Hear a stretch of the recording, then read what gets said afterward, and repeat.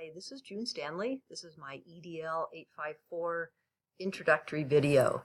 I've been teaching for 22 and a half years, 20 of those in public schools, small rural schools in northern Nevada and northern California, grades 7 through 12, math and science.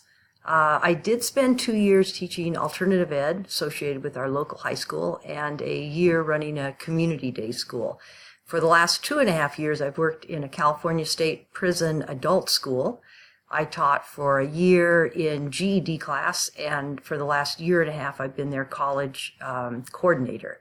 So I coordinate between the college, local accredited community college, and the inmates for correspondence classes, and I help with the college instructors who come and teach face-to-face classes at the prison. So it's a wonderful job. It's a lot of fun. I work my tail off, and it's very fulfilling.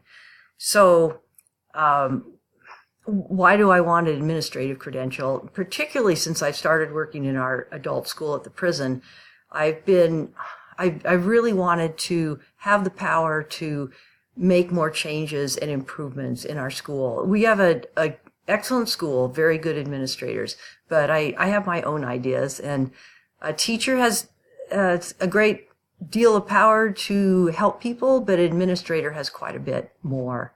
And so my background that I think would help me to be a good administrator, a major one is that I didn't start teaching until I was 40, and that means that I spent all those other years in the private sector, and that really gives me a great wealth of experience and a very broad range of experience as well. I've been everything in businesses from the lowest peon through manager, and I ran my own small business for a number of years. And so that includes, of course, quite a lot of finance. I also ran the little community day school for a year. That's very small, but it was really my little school. And my program now includes not so much finance, but quite a lot of semi-administrative duties. I really deal with a lot of people within the institution, not only education, but all the custody staff, and quite a broad range of people that are within the college that I coordinate with. And so my strengths and weaknesses as far as finances, I would say my weakness is larger than my strengths, just simply because I've never done it before. And particularly in a prison, I think the finances would be quite intricate and involved. It's a large bureaucracy, and so there'd be a lot to deal with there. But I have been on the school site council for 2 schools, and so I'm aware of where the monies come from and where they go, and how they're regulated.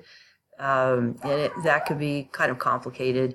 And I was also very involved in the 5-year plan for my last high school, and the finances, of course, were an integral part of that. And then just running my own business too is a strength, I feel.